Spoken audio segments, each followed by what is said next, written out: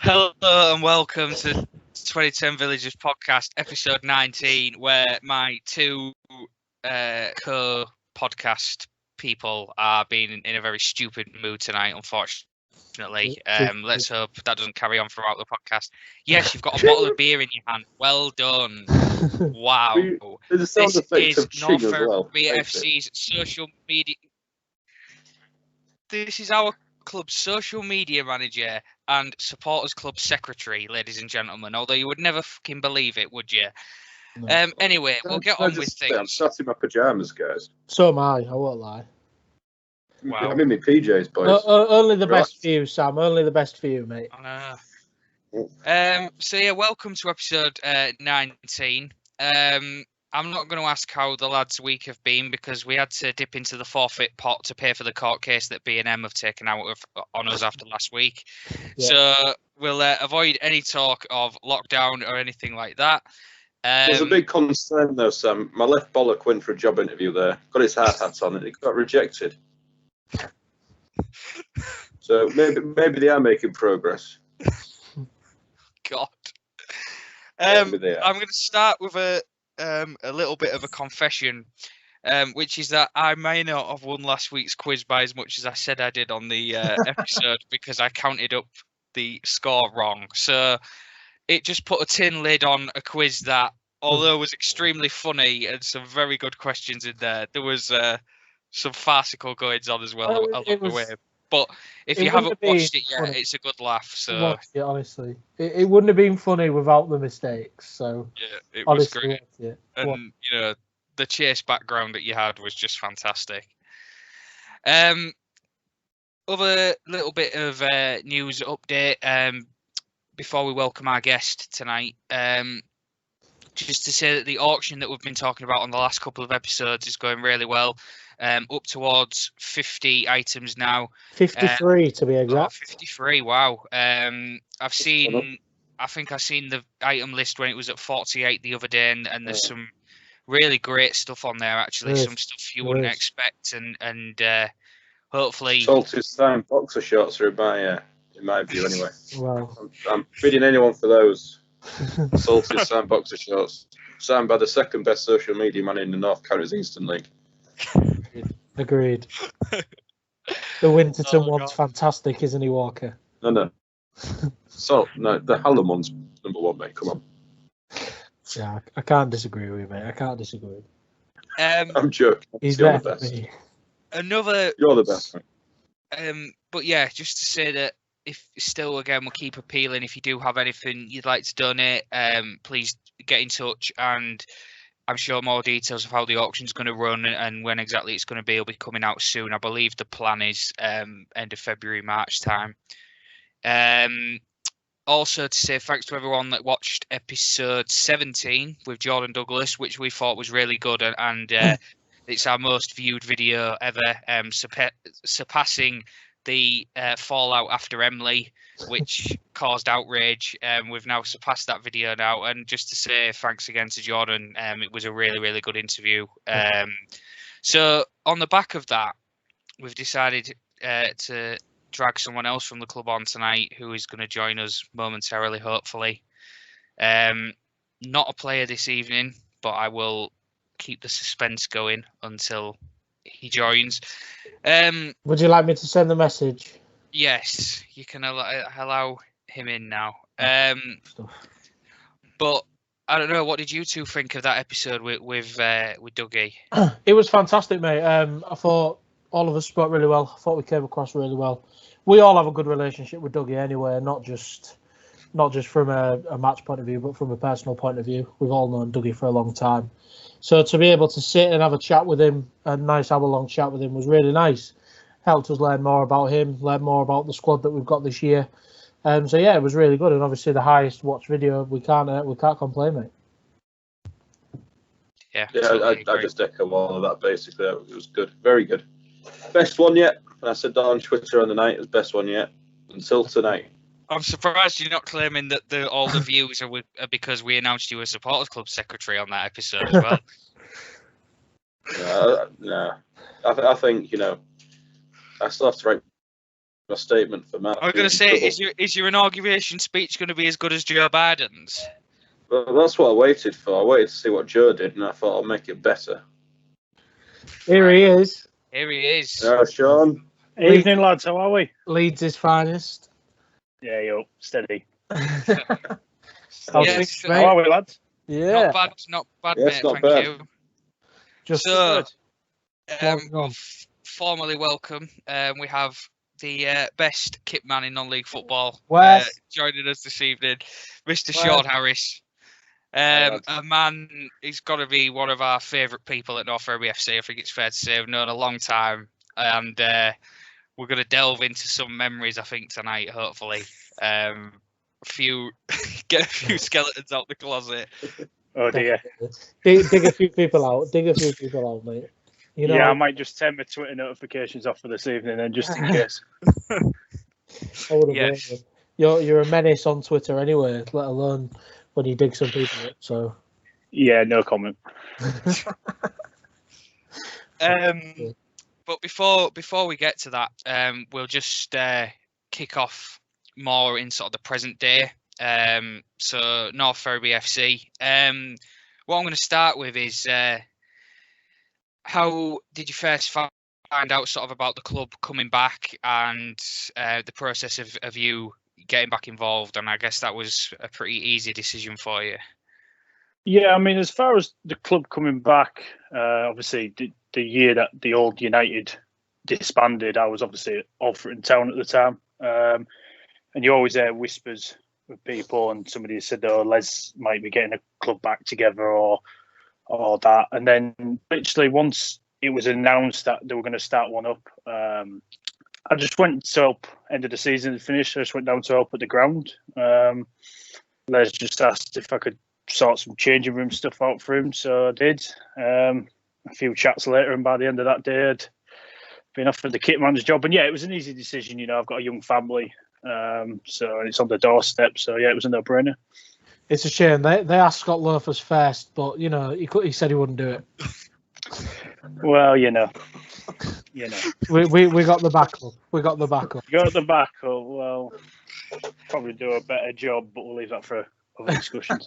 Yeah, this is just ignore Salt when he tries with the jabs, Sean. Yeah, I'm used to it, mate. I'm used to it. We've known each other a very long time. We're both pretty good at giving it, aren't we? Yes, mate. Of course we are. Yeah. So obviously, it's been a weird, but good, but a weird couple of years. Obviously, with everything that's gone on in the world right now.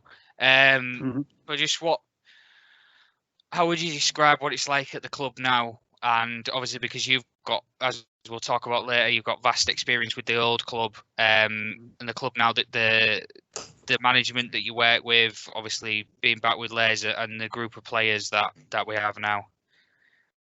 Oh, I mean, the club now is unbelievable. You know yourselves as fans and involved in certain ways. It's always been a family club when Les was there the first time, and it's just the same again now. I mean, the lads are an absolute pleasure to work with. You know, they're a bit demanding because they want certain things, and you've got to try and accommodate it as best as you can. And so, and as far as the management staff, you know, we all get on real well. You know, we accommodate each other. You know, if Elvis is stuck with a physio, I think you might be able to help him out. You know, if Andy's busy, you can help him. You know, we bounce off each other, and it's just a real nice place to go into training twice a week. It's a real nice thing on a game day. You know, we all know our roles. So yeah, it's very good. Yeah. I think.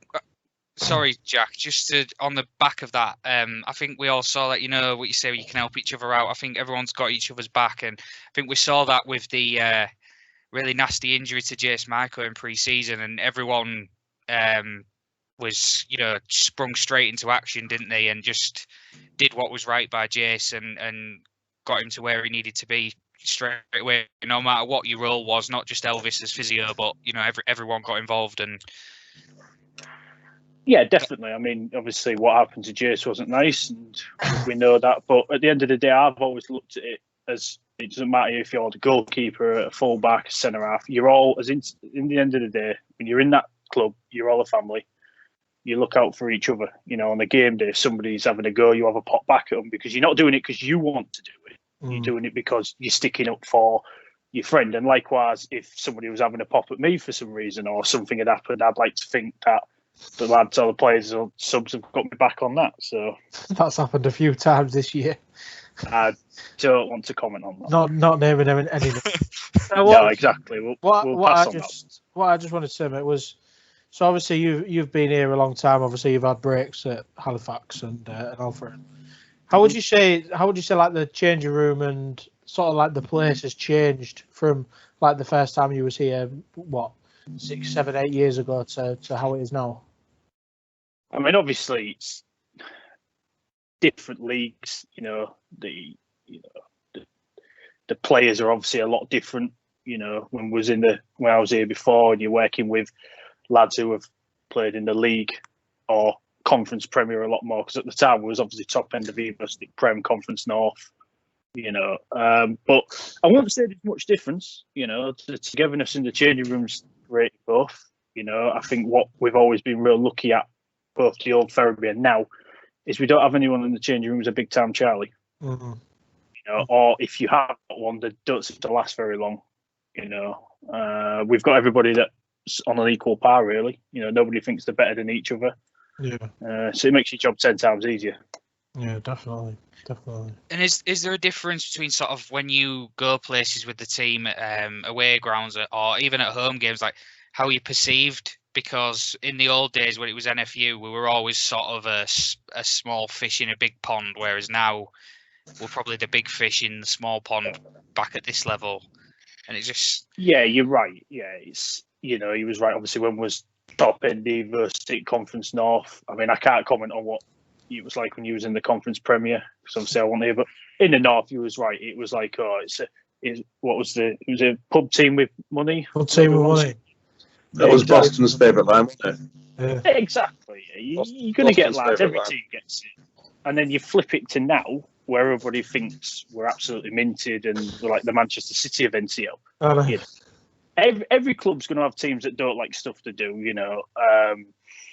it's just one of them things, What would you... So, obviously, we've got the dressing room now and we've got the dressing room with Billy. Mm-hmm. So, what would you say, like, are the major, like, comparisons and, like, sort of on the opposite, the major sort of differences between Chris, who we've obviously got now, and Billy, who we had for such a long time? Well, they both want success for the club. Billy obviously delivered that on a big scale, a very big scale. Phil, and it's no secret, he's a lot more of a shouter. If you've heard some of the games where it's not gone well, he's at you. Chris, on the other hand, he's more. He talks you through it more. They've got different styles, and they've both been great to work for. I had 7 years with Bill. Good 7 years, and then I knew Chris from when he played here. It's the first time I've worked with him on a staff level, and he's great. Definitely, I agree.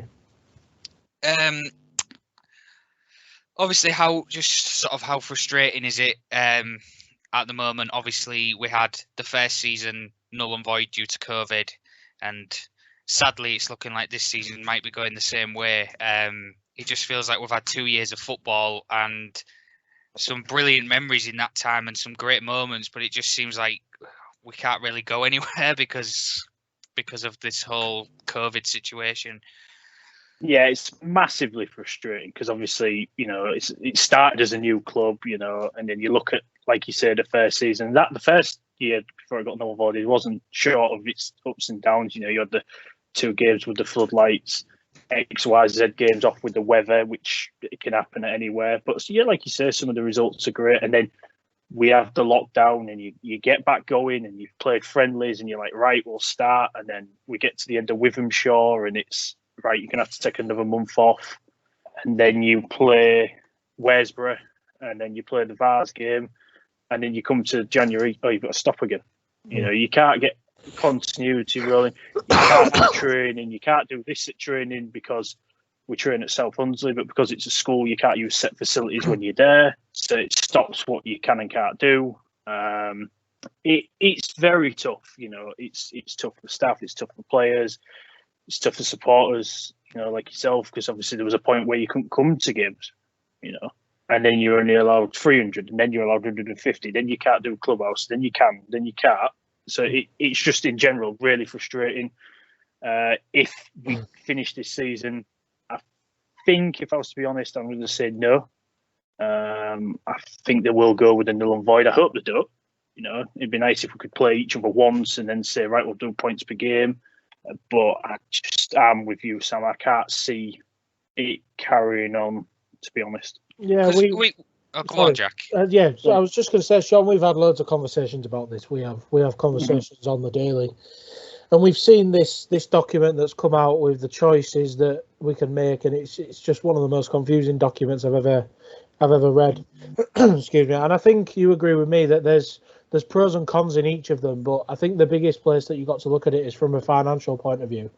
Like we said earlier, there's clubs, I'm not going to name names, who would be quite happy to stop the season now from a financial point of view, don't have to pay players, they know they're not going to go up.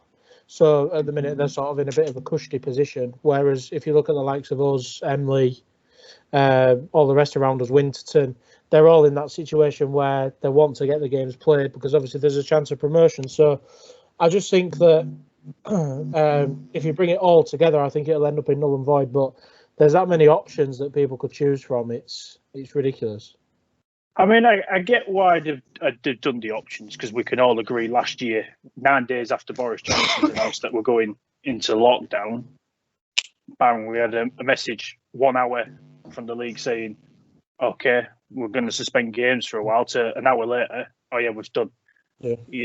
You've played, 80% of your games and it was done. They obviously had their reason for doing that. And I get why they've done this survey now, because they don't just want to turn around and go, oh, we've just done it again.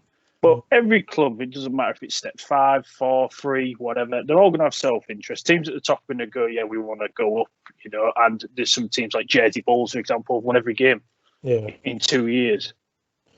If they don't get promoted again. Yeah, I mean, do you think, in hindsight, I mean, it's a difficult question to ask because we wouldn't have gone up on points per game. Exactly. But like you just said, we played 80% of games last year, and obviously COVID really wasn't going anywhere. Do you think, in hindsight, they should have done points per game last season and not null and voided it, because we're now in the situation where we're going to lose 2 years of football? Definitely, yeah. No, they should have done. I mean, if they don't do points per game this year or that, you can see why, because some teams have played 10, 12. But last year, everybody had played the same amount in our league. And yes, we'd have been disappointed because we'd have missed out, or somebody else who might have had a couple of games left to play. But it was going to happen every level. I mean, they even had to go points per game in the lower football leagues, didn't they?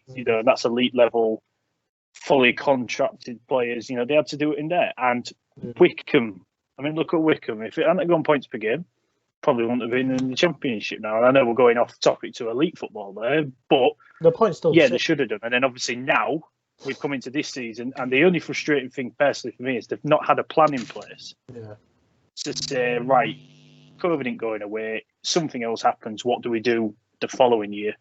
So yeah, like on the previous comment, it's just frustrating, that's all. Do you think that we could have, if we look at it back, obviously hindsight's a wonderful thing, we always say this, but we look back to last year, played 80% of the games. Do you think a better thing to do would have been to have paused or suspended last season and started and sort of like restarted again in August when we actually started September?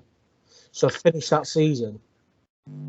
I get the point of that, and it's like that's been raised for this season, like to carry on this season, isn't it? But the problem you've got is come like end of the season, players move. Yeah, definitely.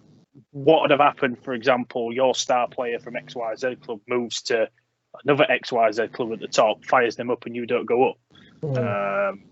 That's the argument. I mean, I get what you mean, and yeah, it could have worked, but I think at the time they didn't know what was going to happen. I think they assumed in March that maybe by the summer we'd be fine. And we had periods in the country where we was fine, and then obviously, as we've seen recently, we're not getting any better. Yeah. Or if we are, it's going very slow. So. Yeah. Me and Jack have spoke a lot. Have you got anything on North Ferriby FC related things, Ash, you want to talk about, or do you want to go to the bit further back? Let's go further back. So, Sean, we're going to go back. Yes. We're going to have a time machine. First of all, how did you get involved with North Ferriby United? So it was 2010, and funny enough, I was doing coaching badges at university because couldn't play football to save my life. I'll openly admit that. Still can't. Yeah, cheers. So I just went down the coaching route, and it was when Ferriby United at the time were starting up the ladies' team again, and like Sam's probably the man to know about it.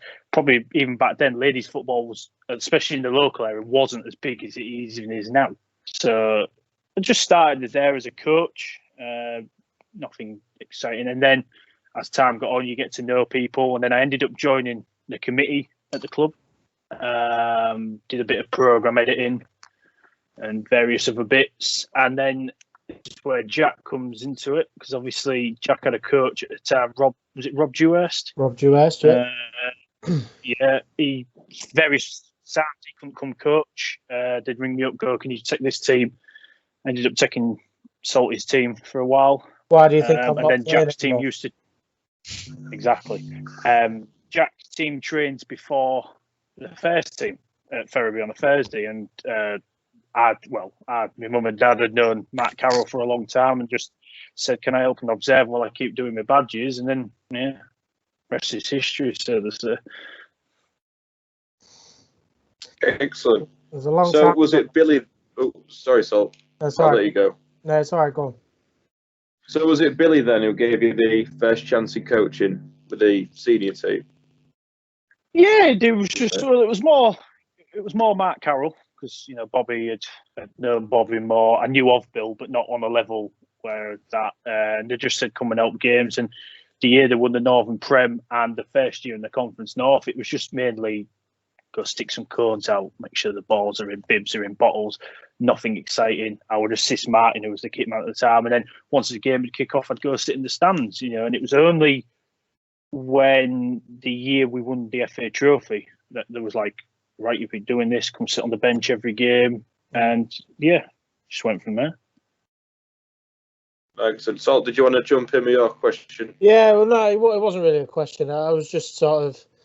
I feel like a very long time ago, those days when you was coaching with Sean, wasn't it? And we've sort of had a decent friendship from there. Mate, it has been a long time. A lot's happened. It's especially the United days seem to just be a whirlwind. Yeah, Predominantly a good whirlwind. I'm not complaining, but it just seemed to go like a blink of an eye. Yeah. 1 minute you're starting as helping out as first team coach on a ladies team, and then your next thing, like in a sense, assistant kit manager, and you've won a trophy final, a playoff final, and then the next click of a thing, you're back again in the kit man yourself. So it's just been a whirlwind of a ride. Definitely.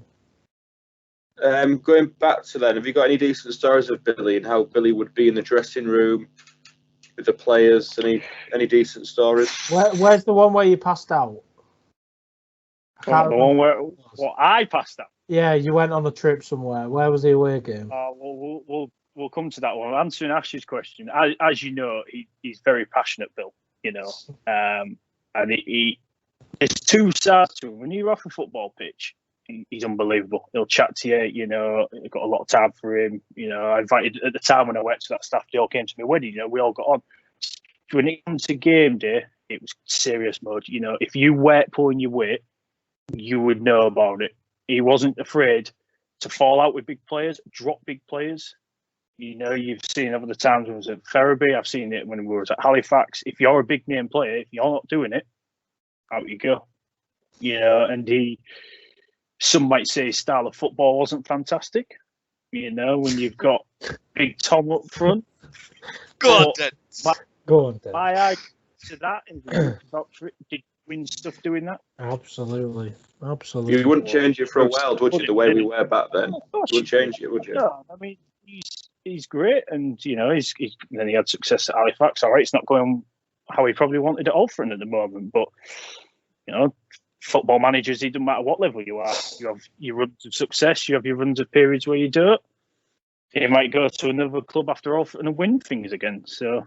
Because I think it's fair to say he used to take a hell of a lot of stick from people in the non-league community, and when he came to Ferriby and what he achieved at Ferriby, him and Mark, I was going to ask you about him as well, but what they achieved together at Ferriby will never ever be matched by anybody. It was remarkable, and I think he proved to himself to be one of the best managers in non-league football in those years at Ferriby, to take a club of that size and do what he did with it.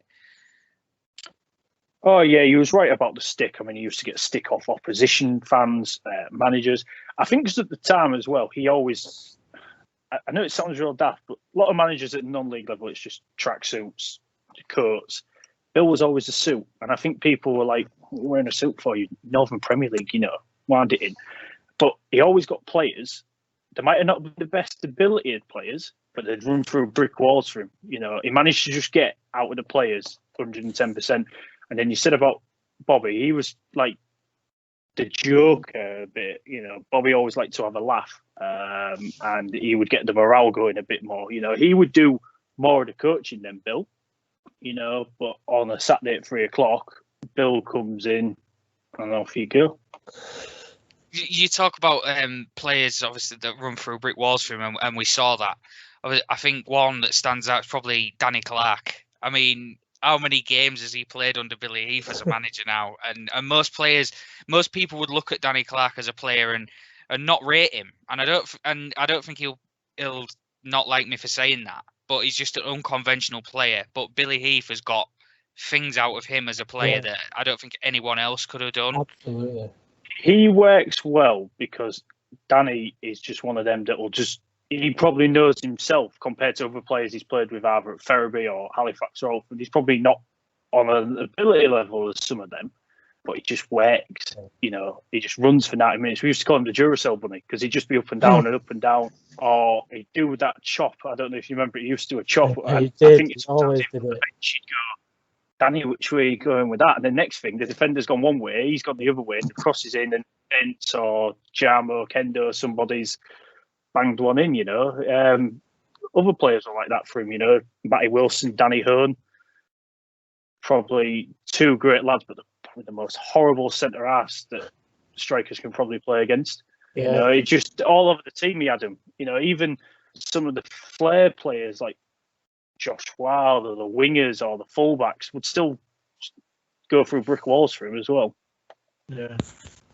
Billy always got the best out of all his players, didn't he? There was nobody lagging behind. That's why he was such a good manager, because if you didn't care, you were out in Billy's book. If you didn't care about the club, if you didn't want to be there, see you later. Everybody, like you said. That was always his thing. He used to say, if you're not bothered, come see me. We'll show you the door. I'll go get someone in who'll do it. Yeah, definitely. Definitely. It wouldn't matter if it was Leo Messi, Ronaldo, anybody like that. If they'd have come in and they're not showing the attitude, you could be the best player in the world. Off you go. I reckon he would have rather, if Bill had 11 Danny Clarks than 10 players and one dragging along. Definitely. Ash, I think you need to ask about one particular day or night, evening in particular. Is this? Well, I think I know where it's coming from. So the season we went up from the Northern Prem. Is it this one, Sam? Yeah. We played Hensford at home, and we all know what happened that day. The referee wasn't great, was he? But Billy definitely wasn't happy. And when he got sent off, obviously we all know him shouting Lammy at Ben Hunter to take the free kick. But I was just going to ask, how was Billy after that game? Had he calmed down? Or was he still irate for hours after? Might want to set the hours into, I think the next day he was still unhappy. I think it's well documented. We don't need to go over how the performance was of the match official that day. It wasn't fantastic. He wasn't a happy bunny. Nobody was, to be fair. It was just, the years I've done football, I've never known a performance like it. You know, he just wasn't happy, but no one was happy. You know, and if put it this way, if he'd have been happy with his performance, I think he wanted to just stay out of the game. I think. Was he any different in his approach or anything? Like, without disrespect, say someone like Frickley at home to an FA Trophy semi-final. Like, was his approach any different? No, it was just win.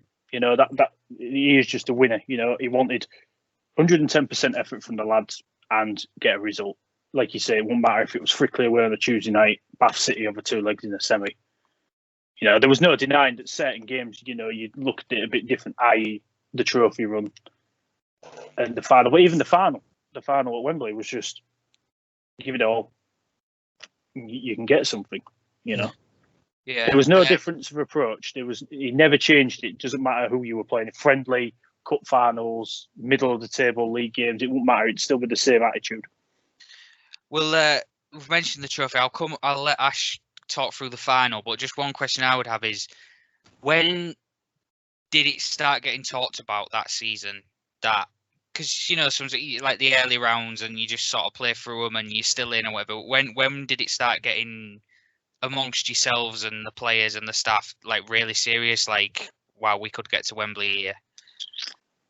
I think the one time that we thought, yeah, we've got a chance here. You remember we played, I think it was Ebbsfleet in either the last 16 or the quarter final. It was the quarters, Ebbsfleet. Quarters, and it was 0-0 up to a point. And if that had gone to a replay, I think because of where Ebbsfleet is in the country, because it was midweek, we'd have been struggling, or Bill was struggling to get a team, you know, with work commitments and other things. And then their centre backs had a complete and utter brain fart for a minute and got a penalty. I think after Kingy scored that penalty, I think everybody was starting to say, you know what, we can do this. And then even after the Bath game, you know, it was 2-0 up at one point, weren't we? And then they got it back. Even in the game when we played them back at Ferriby, I think everybody was like, yeah, we've got this. Yeah. I think Ebbsfleet was the game. You know, we'd had the disappointment the year before when we got beat by Gosport, when we shouldn't have done, because we battered Gosport and got done by 2 goals, and that was it. I think it was, Ebbsfleet. That penalty sort of just changed the whole complexion of that tournament. We've spoken about that before, haven't we, when we was talking about games, and Ebbsfleet came up, and I mean, we said then that was the moment where we thought, yeah, this squad's actually got the character, got the resilience to be able to do something here. And obviously the fairy tale happened, but yeah, I think that was really the starting point. Definitely. All right, go on, Ash. You can talk So about the Wembley weekend now, question. Yeah. So let's start with the build up to Wembley. What was different about the build up, or did you try and keep it as normal as possible?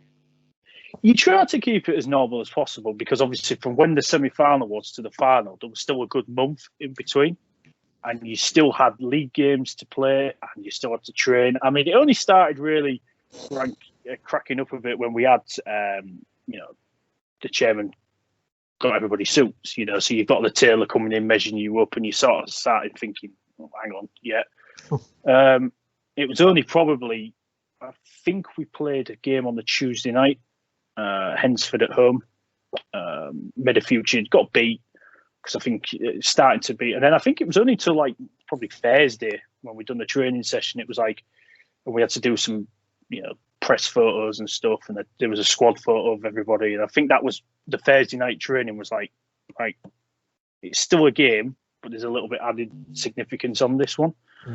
And then obviously the Friday, it was we set off early, left from the Hallmark, you know, chairman again had gone all out, got us this really lovely team bus for the weekend, went down to Ferriby Primary School. The amount of kids that lined the street, you know, green and white bunting everywhere, it was unbelievable, you know, because it's not a bigly populated village, is it, Ferriby? 2,500. So it was really nice to see, and then obviously you meet lads on the way down at various pickup points. So that on the Friday was still like, you know, you go into a game on a Saturday, you pick the lads up at service stations everywhere, depending on their location. We stayed in a hotel about 45 minutes from Wembley, so we tried to keep away from, you know, London and everywhere. It was remote. It was just fields everywhere.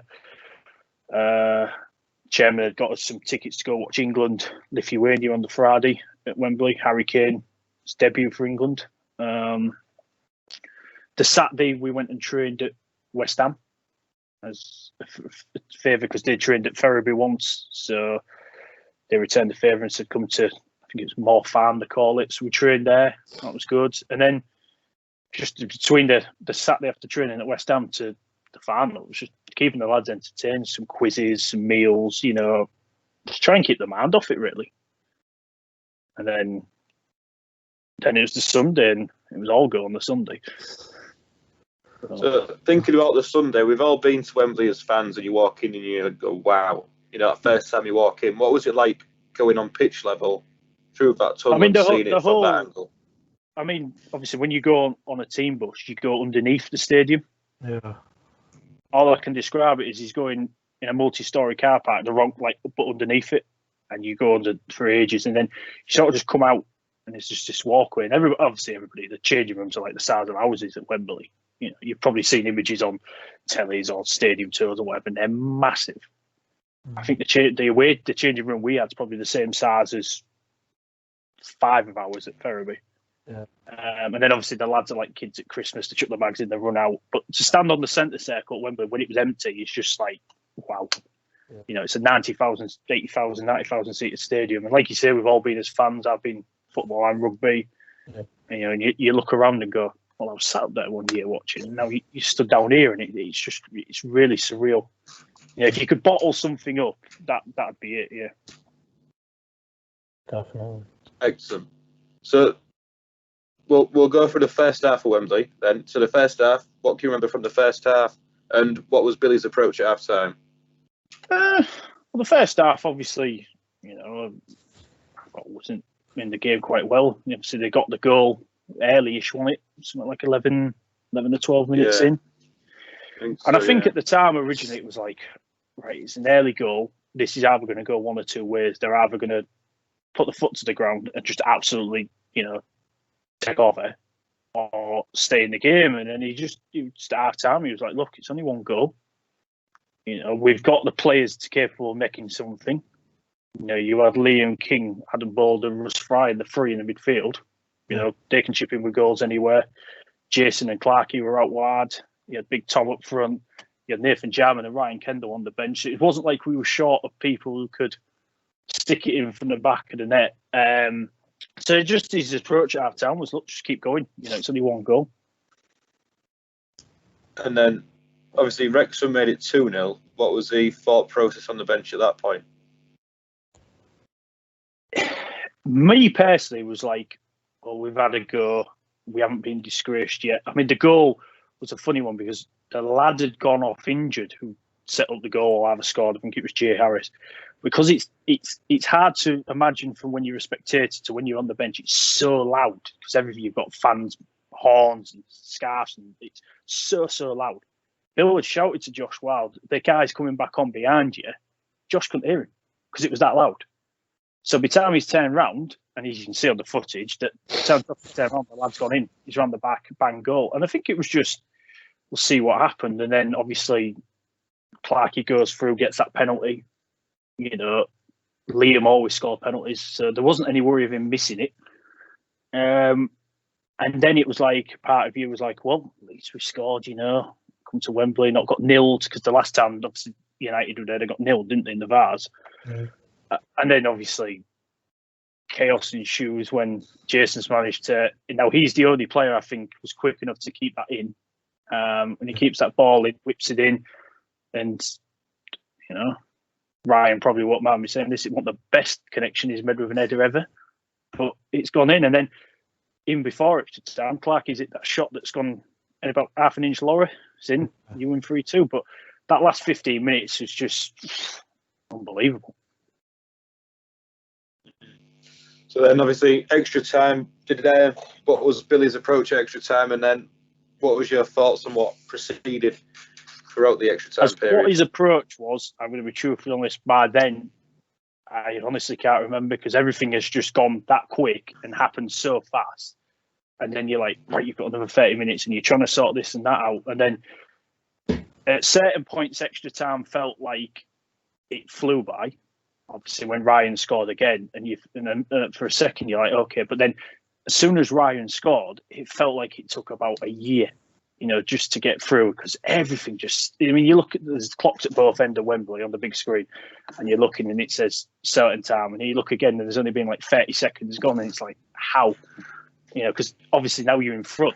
The first time we've been in front in the final, it was like, oh, okay, and then obviously. The one time the ball's probably dropped to them was a dangerous thing in the box. The lad Lewis Moult was known for scoring goals at that level. To be fair to him, it's a great strike because he could have put that over, could have put it wide, whatever. And then it was a bit deflating because she was like, we've got that close. Yeah. From being 2-0 down, then to got to that close and then to be pegged back, it was a little bit soul destroying, but, as you're probably going to mention in a minute, it then sort of took even more dramatic turn. What was your feeling during the penalties? What was your feeling? How was you feeling? Had they sorted an order out, like in meetings or anything, like and? No, the order. Funny enough, the order got wrote down in the huddle on the pitch. Wow. So you think the balls are still on the lads to go. I'll go first. I'll go second. I'll go third. I'll go fourth because I might have to hit the winner. I'll go fifth. Somebody's then got, well, I'll go sixth in case it goes sudden death. It was decided on the pitch. It wasn't anything that we discussed before and they're gone, right, Adam Bowler's going to go 1, for example, or Denton 2, or me personally, it's the sickest I've felt at a game of football ever. Because at the end of the day, it's between 12 yards between the player who's taking it and the keeper. And it was just horrendous. And that penalty shootout felt like another year on top of the year we've just done for the extra time. And we've had enough penalties as the old club and the new club. It's a lottery. They scored, and then Dent's missed, didn't he? And then you're into extra time, and then Adam's just come out with one of them games as a keeper where he's just saved everything. And obviously, even when he saved that penalty that the lad won, for a minute it was like, oh, have we won? Oh, right, yeah, okay, yeah. You just didn't. It was so surreal because you just didn't know. Yeah. The penalties is horrendous. I'm glad if that's the only final that we ever do, then yeah, because I don't want another final shootout. If we're going to do it again, can we just do it in 90 minutes and get it over and done with? Definitely. I think, talking about Adam, I think it's fair to say he wasn't anywhere near 100% fit that day either, was he? No, I mean, he got injured in the first leg against Bath. I don't know if he kicked the ball and cockled over, but his ankle was in a bad way. And we'd signed, obviously, Jonathan Hedge as a lone goalie because we just build there, use him in the game. He was literally the definition of wrapped in cotton wool. Don't train, don't play. Had to play the semi. And even up into the week up to the final, it was not healing. It was very touch and go. If it was Adam in goal or Tom Nick, they'd worked on Adam being in, they'd worked on Tom being in goal. Obviously, Adam didn't take some kicks, did he, during the game? Because the ankle was just like a balloon. But then the adrenaline takes over after the winning save, Well, and he's sprinting up the pitch like Usain Bolt. So that's my best thing. That Nickling's first thought was to run straight all the way to the other end to the Ferriby fans. That stays with me. That. Yeah, but that's again when we touched on earlier, shows the togetherness that the team and the respect the team had for the fans. You've come a long way. It's a Sunday as well. It wasn't like it's a normal Saturday final. It's a Sunday. It's probably, unless we do it again, might never see Ferriby in a final again. But yeah, the adrenaline definitely kicked in. I'm not sure he could walk very well for a week after it, but no, he did a good job. They all did a good job. You can't just single Adam out. I know Adam gets the credit for saving it, but Nathan Peat scored the goal that takes them to miss, doesn't it?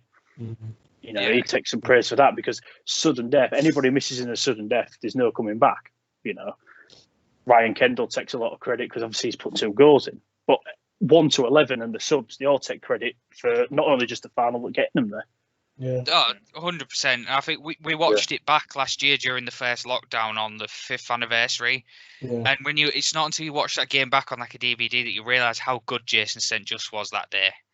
He was on a different planet. Ronaldo. He was. I mean, they do say it doesn't matter what team is at Wembley in a final. One player always just appears, and he's like the player. And he was just, I mean, he was always quick, but he just seemed to add that 10% extra pace, It might be the fact of who he roomed with. He did well. I don't know, but I'm not taking all the credit for that. But no, he was just one of them. Like I say, when he's kept that ball in for Ry Kendall's first goal. Would anybody else kept it in? I don't know. To keep it in, and then he did Manny Smith as well, who wasn't a bad defender either. No, he's not. He's not. And get the ball in for Kenda. I mean, and then it was obviously Jason with the cross for the third goal as well. Yeah, he just had one of them games where it could have happened to anybody. It could have been for one from their side, one from us. Jason just happened to be that player that day. I'll let you finish off, Ash. Talk about the aftermath. So, how was it afterwards? Can you remember much? Is the main question, really. But just talk about the celebrations after and all the receptions that were put on by the council, etc. So straight after you, obviously, you've seen that we all celebrate on the pitch. You're looking for family members at first. The lads each other first, and then it was like for me, my mum, my dad, my wife or girlfriend at the time. We were there, and we were like, so you go and embrace with them. And then the lads went and got the trophy down, and you do pitch things. And inside, it was a bit of a champagne gets flown around and stuff. And then, to be fair, the bus home, none of the players came back because they'd agreed, regardless of the result, they were going to stay in London with their partners. So the bus home was really mainly staff and committee members. I think Adam Nicklin and Russ Fry came back. I do remember stopping at we stopped at a Polish off license in the middle of London to stock up on beer on the bus. True story. Basically, Les asked the bus driver, stopped. I think we just took this poor girl, and this shop must have sold out of everything. There was just cans everywhere. All I can probably remember getting home is I came off the bus. Where or what happened after that, who knows for that Sunday. It's probably safe to say I look like Freddie Flintoff in the Ashes, I think. And then on the Monday, Look North did a special thing from Ferriby. Peter Levy was down in the trophy, and I think he interviewed Bill and a couple of others.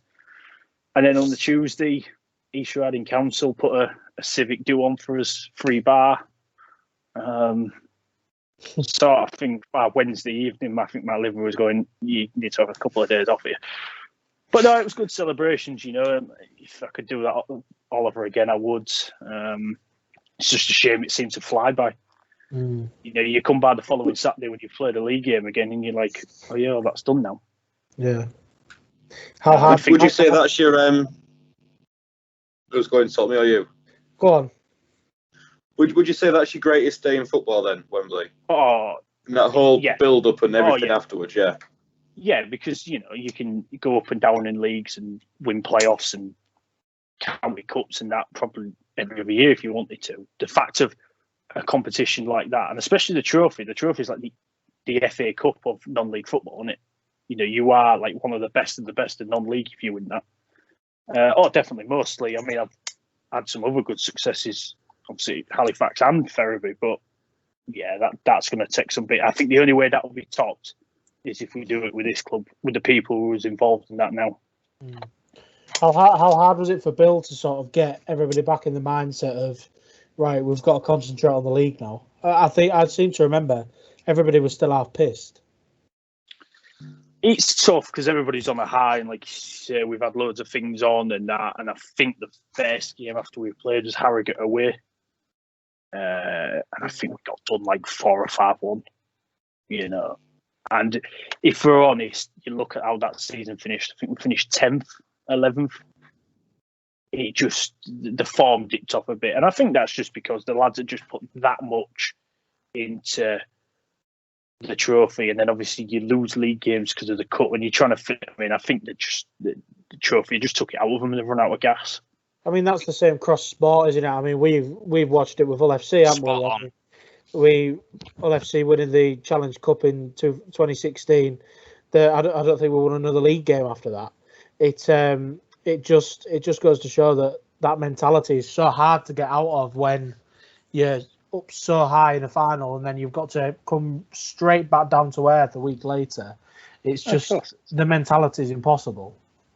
It's tough, yeah. I mean, obviously, it's easy for me to say because I'm not the one running around for 45, 60, 90 minutes, you know. But I can probably imagine that it's took a lot emotionally and physically. Wembley took a lot out of people, you know. Like I say, first game we got beat. I think that year, I mean, I might be wrong. We only won a couple more league games as it is. Yeah. You know, I think that season fell off with a bit of a whimper, really. But obviously, they made up for it the following year, so... Yeah, I was going to say, Jack, do you want to go on to a bit then? What happened the following year and then moving into other clubs? Yeah, so obviously the year after was the famous playoff final. Obviously beating Fylde, a day that I'm sure all of us remember really well. We were the team that was we stopped the League Two by 2022. No one could stop them. Well, Billy Heath could stop your lads, and it's sort of gone tits up for him from there. But yeah, just sort of describe that day as a whole, and obviously I was at that one, so I can remember that.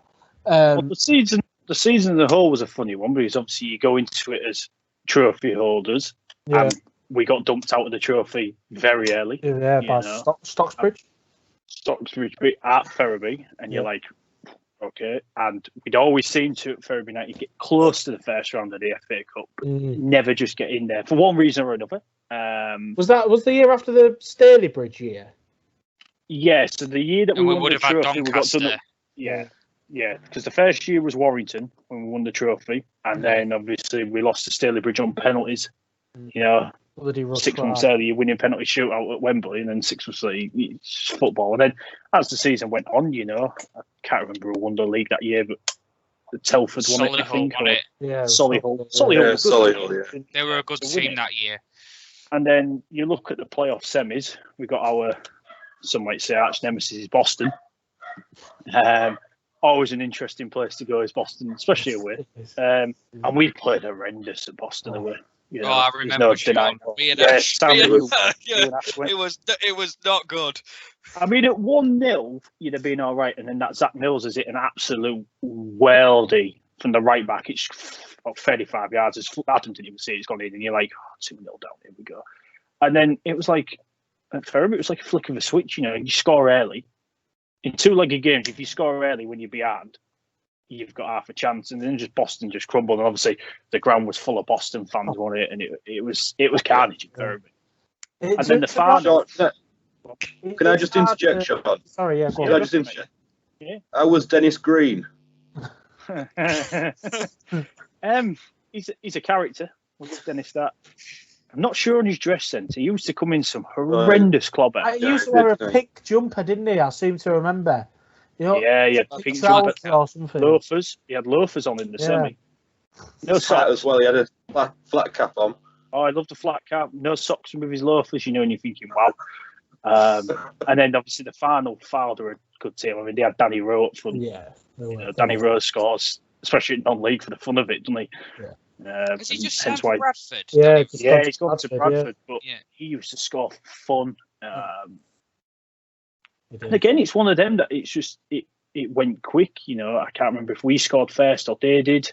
I can't remember the game, to be honest. They did, and then Brooksby equalised. Yeah, did Danny Horne score? Yeah, Horne scored the winner. And then there was a chance for Fylde. I think it was second half where it might have been Rowe. Oh no, actually no, it was a lad Dion Charles who I then went on to work with at Halifax, who now plays for Accrington.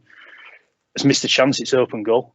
You know, just before extra time, and that's again. You know, like you asked about the trophy and Kingy's penalty against Ebbsfleet, and it's them moments. All Dion had to do was tap it in, and for some reason it's gone over, and you're thinking, "Oh, hang on."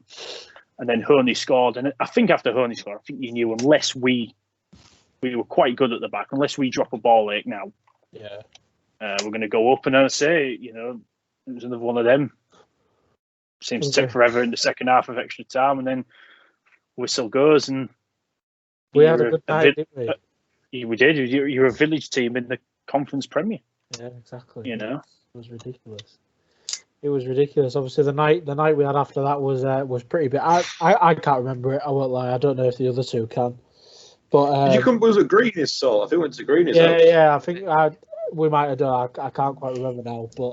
But yeah. You got a taxi back with me? Oh yeah, I remember now. Yeah, and no, that was just a day where we thought, bloody hell, what have we done? We won the trophy the year before. We've got promoted to the Conference Premier the year after. We're a village team with a village of 2,500 people. You're just thinking, but that was a accumulation of about 5 years, because Bill's first year in charge won the Dudson Cup. You know? Second year won the treble, County Cup, Dudson Cup, Premier League. Third year, all right, we didn't win anything, but you finished runners up at the Conference North by like 3 points in your first season. And then obviously you had the trophy, and then you had the playoff win. So it was just like a whirlwind 5 years. Yeah, it was mental. Then I decided to leave you all for a little bit. Yeah. I was going to say, you talk about the celebrations that night, but did you sort of know what was coming, and that was like going to be the end of the era and the last game of sort of, you know, the band, for want of a better phrase, together? No, not at all. No. I mean, all Bill used to say once the season's finished is go off, have some time, and, you know, for staff, ring you all, and we'll set a date for pre-season and get going. And that's just how I looked at it, you know. I was thinking, right, Therapy Conference Premier, here we go. Yeah. I happen to know about the first sniff of Halifax. I was coming back from my stag do. It was a Magic weekend in the rugby. I was coming back from Newcastle on my stag do. Just happened to stroll through Twitter, and it said BBC West Yorkshire Sport, Halifax on the verge of appointing Billy Heath as new manager. And I was just like, all right, okay. And I didn't know if that meant I was just going to stay at Ferriby and work with another manager. Obviously, it was Steve Howsham won it, who come in after Bill, you know? Yeah. Could have worked with Steve or what? And then I just had a couple of conversations, and I offered it. I said to Bill, if you want me to come to Halifax, I will. If you don't, I understand. Fair enough. He said, no, if you want to come, you come. And then next thing, Elvis is going, and then Martin's going, and then Tommy Nick's going, and then there was Honey, and then there was Josh and Dents and Kingy, and I think we just basically moved Ferriby down the M62. I think that's what we did in the end. But no, it was, I didn't see it coming. Obviously, I loved Ferriby at the time, still do now, but just, you know, you've all been to probably the Shea, you know, have a rugby, or I know me and Jack went with that youth cup earlier. It's just no disrespect to Ferriby, but it's 10 times the size of Ferriby. Yeah, that's what I was going to say. So it must have been so different walking from, let's be fair, we all love the Dransfield, we always will, but walking from there to the Shea, I mean, I remember going for the football, standing pitch side, and you just look up at stands and you see like the dressing rooms and stuff like that, and you think, bloody hell, this is a step up. It was. I mean, obviously, we went for I think there was a Q&A night with Bill, and he said to me, hey, Martin, I think Elvis was busy. Do you want to come? Just come with, have a look, sit out of the way. I was like, yeah, sure. And just literally, when you walk through the main reception for the first time, bearing in mind, I'd never been that side of the Shea. I'd only been to like rugby games there. Yeah. So it's again a completely different thing. You only see things from a supporter's point of view, not yours. Definitely. Like you say, you just walk in and the changing rooms are huge. The stands are massive. You know, it's like a football league stadium. Yeah, it is. They'd quite easily sit in the football league, wouldn't it? And this is like, wow, this is a step up. You know, the training at a place, it's no disrespect to South London, it's not a school, it's massive fields, changing rooms, and you're like, okay, yeah, it's worth a go, you know. And obviously, you had some good success at Halifax, obviously getting to the playoff final. How was that day? It's tough. Halifax was just tough from start to finish. Some fans, it's been quite well documented, never took to Bill. Yeah. You know, they wanted, Halifax fans won't mind me saying this, they wanted Jim Harvey, who just won them the FA Trophy, funny enough, to stay as manager. But I think it had already been agreed that Bill had come manager. I'm not on the inside of that. But so fans didn't take to him, and then obviously because he's brought people he trusts as players and staff, you know, he got rid of the Kitman there at Halifax. He's been there 20 years. but because he wanted his own staff, Mm. they're out. Didn't take well to that. You know, the kitman at Halifax was like God to some fans. Mm. So they didn't take to him, and there was times where with that squad in that season, we lost at like places like Stalybridge. Mm. You know, games. No disrespect to Stalybridge, but you shouldn't be losing. No. For a club of that size. Yeah, and fans didn't like it. And then, say the semi-finals, we played Salford. You know, they were on the rise with all the money, and you know they had some good players. Drew at Salford. That was before they'd done the ground up as well. You know, it was still Fields, Salford. Mm. And then another penalty shootout winning the semis. And then the final was ridiculous. I mean, there was 8,500 people at the show. Yeah. Played Chorley. I mean, there's flares going off in the back of the stand. Kickoffs delayed because there's people trying to get in. You know, just every stand was full. It was carnage. I mean, Halifax scored just after half time, and you were like, okay, we're playing Chorley, who were a good side. And then Chorley equalised. The kids scored an absolute welter for free kick, and you're like, okay, extra time again. Scored in extra time. Fans have invaded the pitch. You know, I'll give them their due. Some of them, you know, I've not got good things to say about certain sections of Halifax fans, but they're passionate about the team. Mm-hmm. You know, they are passionate. I'll give them that. And then again, it was one of them. Their keepers come up 97th minute of extra time, whatever it was. He's done a bicycle kick volley, and it's gone half an inch over the crossbar. Mm-hmm. And you win and go up, and it was chaos. You know, you got 8,000 people running on the pitch. Yeah. But you know, they didn't like him, but they got back up at the first attempts with Bill, so he must have done something right. And they've stayed there since. And they've stayed there since, yeah. And we had 6 months of the Premier Division. Yeah. Yeah. Yeah, and obviously you moved from Halifax. After how long was you at Halifax? So Halifax was 18 months, and Bill went in after that playoff final win with Ferriby United, and then left in January 19. And if I'm truthfully honest, I was sort of glad because the travelling. I mean, you guys did it with Ferriby United. There's some distances in that league. There is. Considering it's a Conference North, having to go to places like Gloucester, Oxford City. I'm on about the Premier here with Halifax. Oh, well, yeah, even that, yeah. It's horrendous. I mean, what killed it all off was December. We had all the shut away at the start of December, which may or may not be resulted to be on my own bathroom floor in the hotel room for various reasons. And then they just killed us with the fixtures because Boxing Day away was Macclesfield. And then you always play like a midweek game in between Boxing Day and New Year's Day. Yeah. We'll put you Dover away on the 29th of December. The furthest place in the league, the furthest place in the country, and it's the middle of December. And you're just like, oh, I can't be doing this. And then results didn't go right or various things. And, you know, obviously he left. Then there was talk of he might go to Gainsborough. Yeah. Bill might end up at Guiseley because they just got rid of their manager. And then I would come and watch a few Ferriby games, you know, when you was back in the National North. Yeah. I'd come watch a few games. It was local. Bill just said, I'll be in touch with you. And I was on the way to work one morning, got a phone call going, I've just took the job at Alfreton Town. Do you want to come? And I was like, yeah, of course. Yeah. Said yes to it. And I was like, then I put the phone down, no disrespect to Alfreton. I'd only played him once in a league game at Halifax. I was like, where's Alfreton? Because there was even talk that summer, which I don't think it would happen, of Bill going to Chester. Really? You know, and you're thinking, even then I might have drawn the line and gone, Chester's a bit of a trek. And Alfreton, and again, they're just a slightly bigger version of Ferriby, you know. Yeah. Ground-wise is like the same. It's just a small town, mining town, good people. And I say that lasted a year. And then obviously the opportunity to come to Ferriby was just, you know, too good to turn down. Too good. Mm-hmm. Well, yeah, I mean, you've had some good successes over your career, mate, haven't you? Even though I've been lucky, you know, it's lucky. I mean, obviously, you can go through a career and not win anything. You know, I haven't personally won it. I ain't done anything. I've just happened to be, you know, involved. You know, I think what a lot of people don't know is from the day I started that first game Ferriby away at Blythe on a Tuesday night to up to when I rejoined Ferriby, it was all voluntary. You know, never got paid once. Yeah.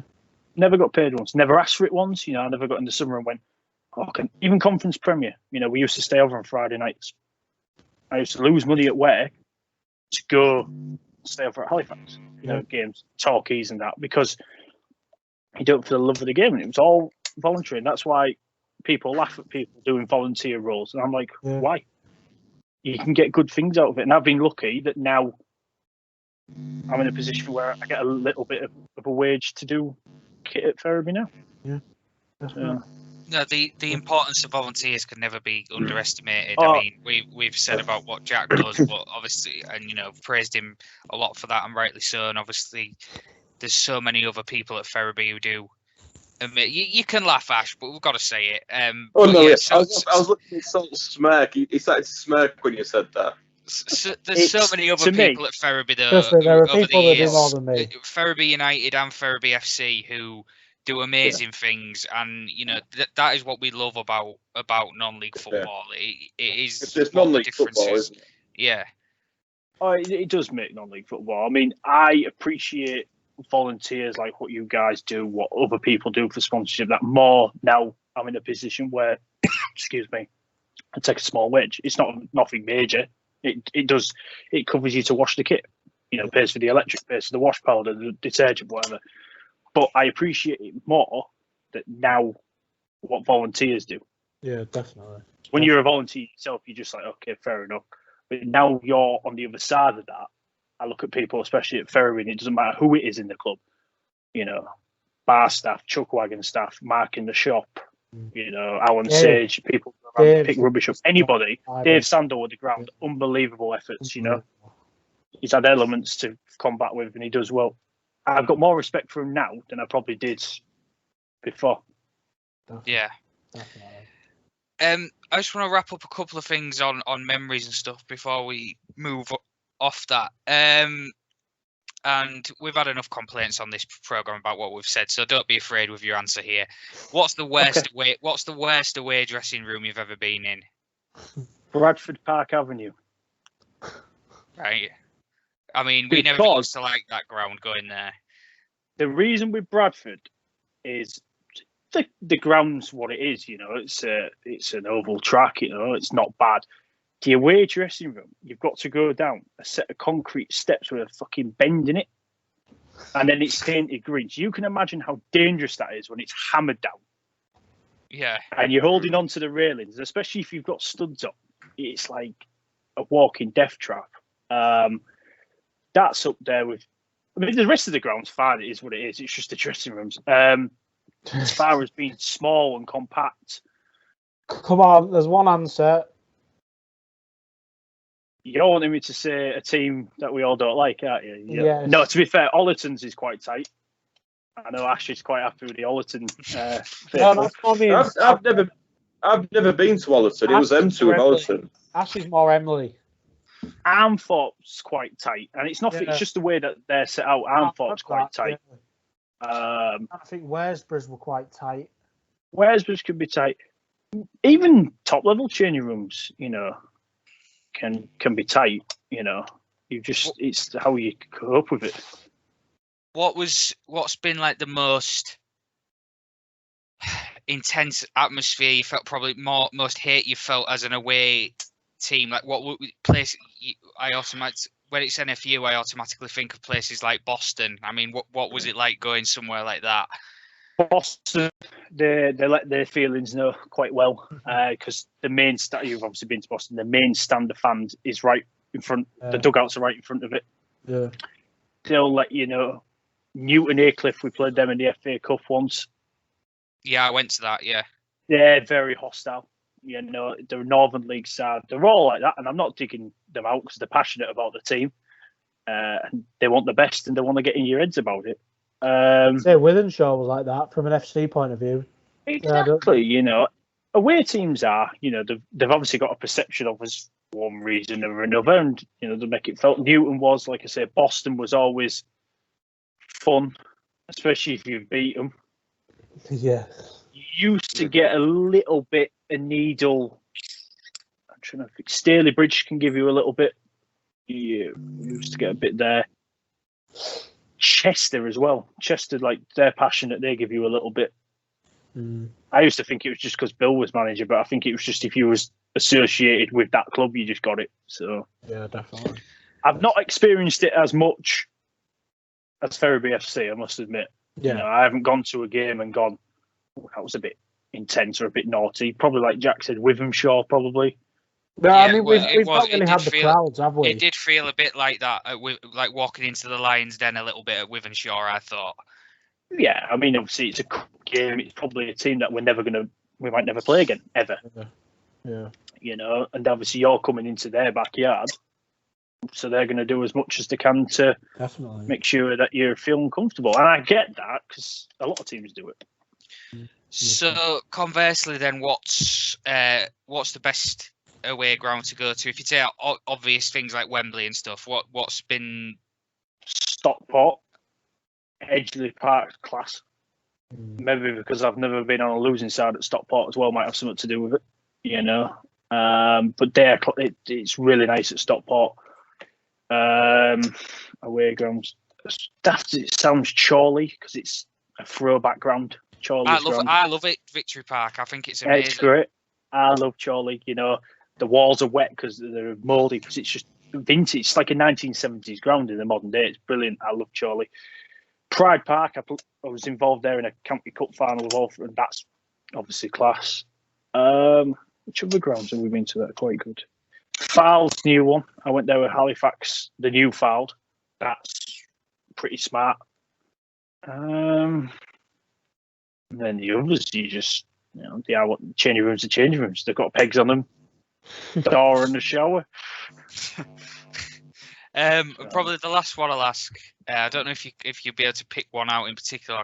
What's like the worst roasting? Can you remember the performance that Billy gave to a team after a defeat? It wasn't after a defeat. It was after a draw.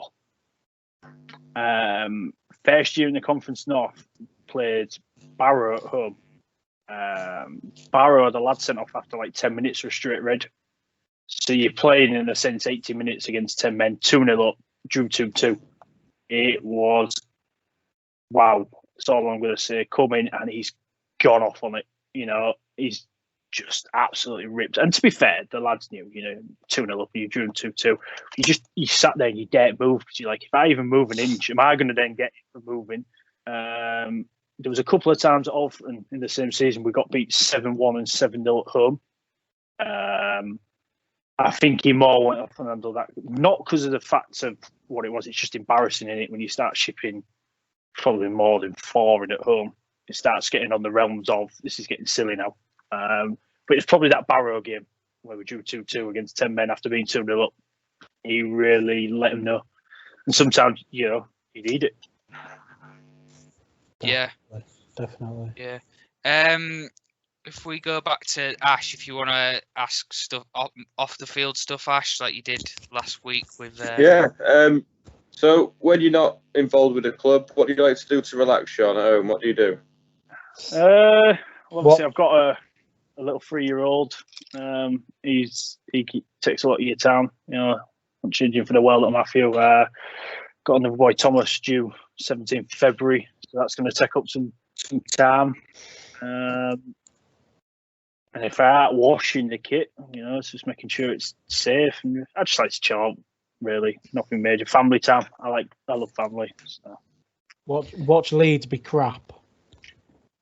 Depends who they're playing, I suppose. You know, they play Man U and they get royally bummed. And then, hey, best team won. I'll take that. You know, and then I enjoy watching Leeds. Or I'll go to the rugby.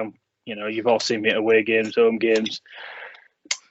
I see, like us two mugs, aren't you? All FC, in normal non-COVID days, going and getting your heart broken every week by them. Course, yeah, that's how I like to chill, Ash, really. You know, family time, just sport, really, outside of sport. Yeah. Well, my next question would have been, what's your favourite sport other than football? But I think it's rugby, isn't it? Yeah, rugby league. Yeah. You know, not some of the time with LFC. God, we've seen some. No, but it's like the same. You got to take any sport. You know, it doesn't matter if it's rugby league and you take it rough with the smooth. You know, I've had 16 years of shit at Leeds. First year they're in the Prem, I'll take it. Hull do it. You know, it could be worse. You could support KR, but very true. There we go. Yeah, well done, Sean. Correct answer. Okay. I like Yes. that. Yeah. Any more, Ash? No, that's the two that we did last week. So Right. Are we on Go to with the that. teammates section? Just quickly, do you want to do the football Go people, on. Jack? Go on. I'll let you do it. So obviously we'll do this and then we'll go on to like a bit of a teammate section, Sean. So obviously, who would you say was sort of like your hero growing up from sort of like a football wise? Obviously, we know you were a coach when you were younger, albeit not a very good one. But who would you say your big hero was? What, as in as like coaching point of view? Yeah, coaching and just football in general, really. Coaching, I always looked and some of this Ferguson, I think every coach does, don't they? because it wouldn't matter how good they are. He would then get rid of good players, bring some new lads in. A couple of years, they've won everything again, and it was just like he always knew when was the right time to go. Right, I've had enough of David Beckham now. Yeah, We'll have him in instead. definitely. We'll have a Rooney in. Right, Rooney's done his bit. We'll have Ronaldo. Right, Ronaldo's going. I'll bring someone else in. You know, he was always good. As far as from what I'm doing now, I owe great admiration to Bill Bobby and Martin Woodmansey. You know, I think he gets left out of the picture a lot. You know, because if it wasn't for helping Martin do kit, learning how to do it, I probably wouldn't do this role now. And I'm not saying this role is difficult by any stretch. You know, it's probably one of the easier ones. But if you don't have a kit, you don't have a game, do you? Exactly, mate. Exactly. You know, so yeah, but probably coaching wise, I mean, even as a Leeds fan, just Fergie, just the way he could just win things. You know, there was him and Mourinho, Wenger, you know, the revolutionary ones. And then obviously from the kit side of it, I've only really worked with Martin. So I'd have to say Martin, because I only worked with the lady at Alfred and Pam for a year. So. Yeah. Awesome, right. Just before you do teammates, Jack, sorry, that's just trigged my mind onto one thing. Have you had any kit cock-ups? Like, we've seen it every now and again where teams turn up and they're in the same coloured kit, or the kit's not got on the team bus for some reason, or it's something. Has anything like that ever happened? Me personally, no. I'm a bit I do suffer from OCD, so I'm like check, double check, triple check. The only time I've dropped a cock up at therapy was put all the kit out, wears the goalie shorts, and they must be around the storeroom at the back of the ground anyway, whatever. Gone in there, they're not in there. Just left them at home.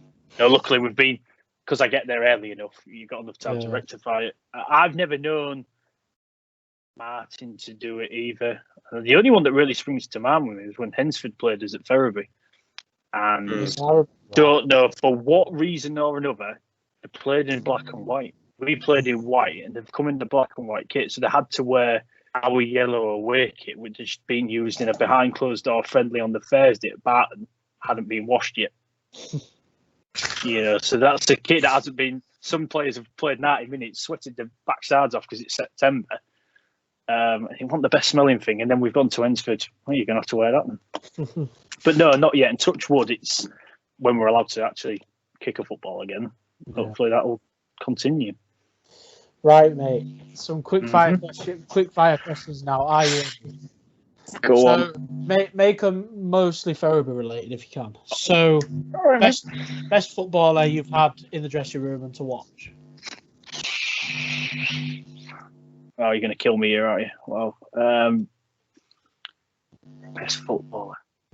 I think you won't have to say Adam Bowler. Yeah. You know, that year we won the trophy, he was just wow. You know, even at 35, there's a reason why he's played 100 and some odd games in the Prem or whatever he did. Yeah. And then countless many more in the Football League, because he's just, you know, you'd say to him, ping it 65 yards left and hit it on Jason St. Justice's foot. Yeah, he'll do it. 99.9% of the time, it's landing where he says. So I'd probably say Adam. Yeah. Who's the messiest player you've had in a dressing room? Messiest player. Ooh. Yeah, quite good actually for cleaning up. You know, they are quite good for it. They just tend to leave things a lot. The lads, they'll clean up. They just leave like random bits of hats and scarves. Yeah. Yeah. Yeah, any of them are messy. I think they're all quite clean. Who would you say is the cleanest? Is there a cleanest? One with the OCD. Lewis likes it tardy. Exall. Yeah. Yeah. This is probably because of where he's played as well. But no, like I say, they're all pretty well. They're probably it's a dream to work with in a sense. You haven't got stuff everywhere. Yeah. Yeah. Who would you say is the moodiest player that you've ever encountered in a dressing room? Oh, if you're talking of Ferby now, I think Dougie touched on it last week. Los McCart loves a mon. Yeah. Yeah, that's what I was saying. He likes a mon. Training, he'll like a mon. Loves a mon on the pitch. Yeah. And it's not bad. You train how you play, don't you? Yeah, definitely. He's quite moody. For some reason, Lewis has looked moody recently. Exall. He needs to smile a bit more. We've mentioned this, haven't we? He needs to smile, does Lou? Yeah. I think it's just because he's not playing at the moment. You know, like Jordan said last week, you know, this can be a lonely place if it goes wrong, keeper, and you just want to be playing all the time. So. Yeah. Who's the player that you've been in a dressing room with who's done the most practical jokes? Oh, Dougie's quite up there. Oh yeah, Dougie like fancies himself. Piercy was quite good for it when he was DJ Piercy. He was quite good for it. Yeah. George probably. Jordan's up there. Of all the teams, who's got the worst dress sense? It's tough because when you see, I don't obviously go on nights out with them or that. It's tough. You only really see them in their training gear and that. Levi's currently sporting some horrendously orange trainers at the moment. So they look like LeBron James basketball shoes.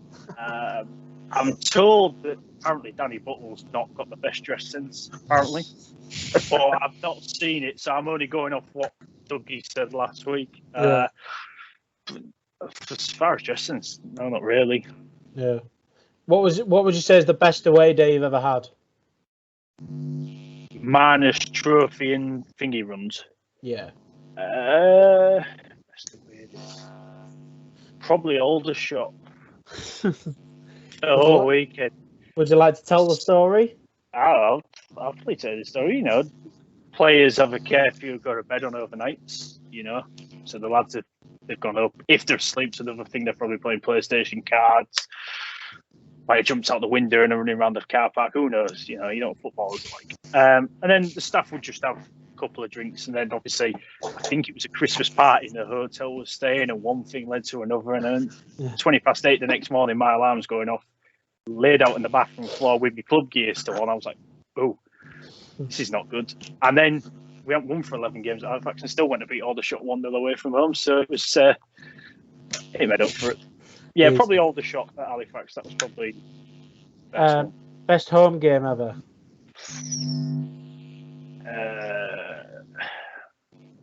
A Ferriby one. Probably the first time we won as the new club. You know, just to say you've done it.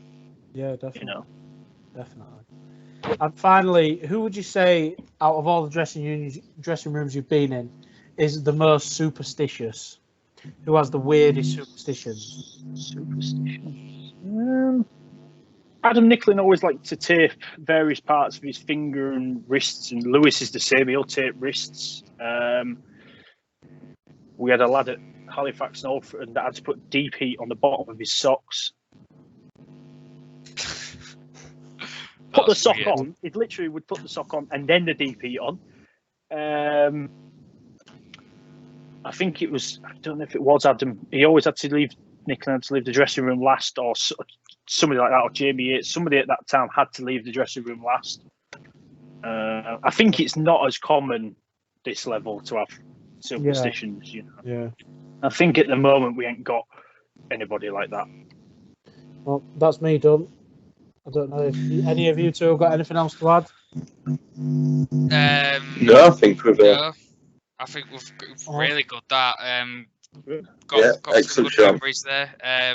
obviously you've had a really, really good, career as involved from NFU to Halifax, Alfreton, and now North Ferriby FC. Obviously, the memories you must have are we've just sort of scraped the tip of the iceberg, I would say. But it's been really, really good to listen to. The memories is something that I don't have a lot of pictures of these things, because you're just that engrossed. But memories you can't take away from you. There'll always be things that are topping others. Obviously, Wembley's the pinnacle. Unless we do it with this Ferriby, then I might change my mind.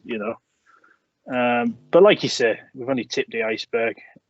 I've been lucky, and I'm only 30, 31 in a couple of weeks. I'm still young enough to be involved in it for another, hopefully, 20, 30 years.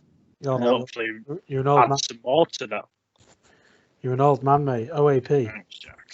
No, but I think you make a good point, Sean, because we feel the same. Obviously, you said yourself it was 2010 for you with North Ferriby United as it was for us, and we hope to be them sort of fans that you hear about that have been going for 40, 50, 60 years. You want to be the next Mike Dixon.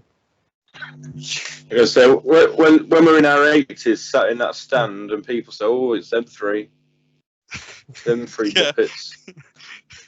That's what we'll be like.